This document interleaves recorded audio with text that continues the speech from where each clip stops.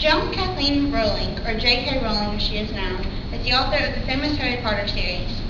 She has a loving, supportive family. She had a great childhood, but her great childhood led to an adult life full of ups and downs. From getting her first book written and published to all the fame and success of her since.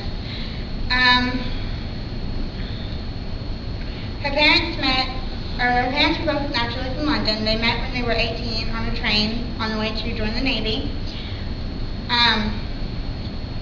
They got married whenever they were 19. They left the Navy and moved to a small town west of England. And then when her mom was 20, she had Jo. 2 years later, they had Jo's little sister Dee. Them two were really close. They were best friends. They used to make up a lot of games and stories to reenact and play and stuff. And then when Jo was 9, they moved to a small town in Wales where she met this boy named Sean Harris. And he was the only person that ever believed she would be a serious writer when she grew up. And then when Jo was 15, her mother was diagnosed with multiple sclerosis.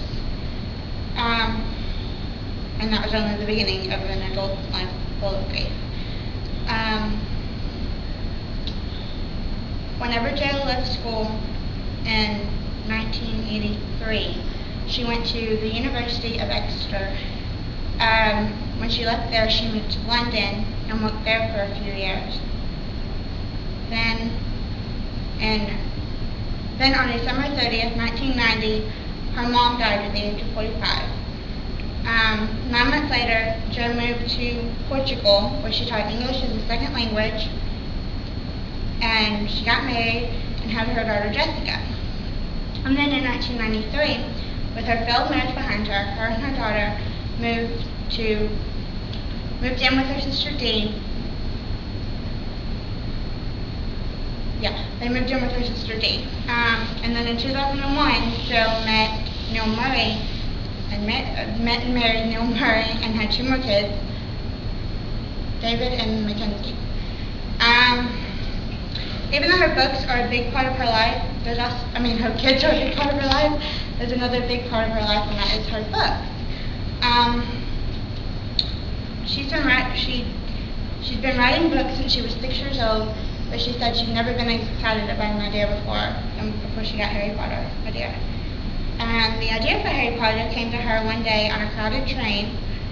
And so during the whole 4-hour train ride, all she did was sit there and think about the details of this boy that would one day become so popular.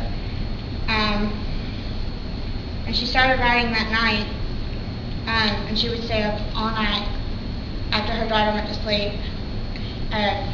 She would go to a cafe and just sit there and write all night. And it was hard work. I found one quote from her that said, I loved the book, or sometimes I hated the book even when I loved it. Finally, she finished it, and then she had to find an agent. So the first agent she sent the book off to sent it right back, but the second one she sent it off to sent her a letter back asking for the rest of the manuscript. And she said to this day that's still the best letter she's ever gotten. And then in August 1996, her new agent Christopher called her to say that he had found a publisher. And that was basically the call that started the whole phenomenon.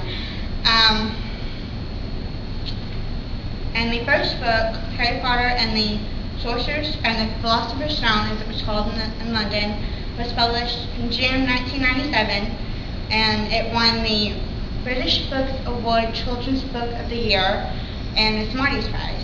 And then the first book was published in the U.S. in 1998. This was the first book. And then the second book was published in the UK in July 1998. And the second book was published in the U.S. in July 1999. While that one was being published. The third book is being published in the UK. And then later on that year, in September, it was published in the US. And Jo was amazed at how quickly her name became a household name when the first three books of the series took the top 3 slots of the New York Times bestseller list. So, J.K. Rowling has had a very interesting life. From a childhood full of adventure with her sister, to an adult life full of grace and then happiness as she started her career as a writer. A very interesting life.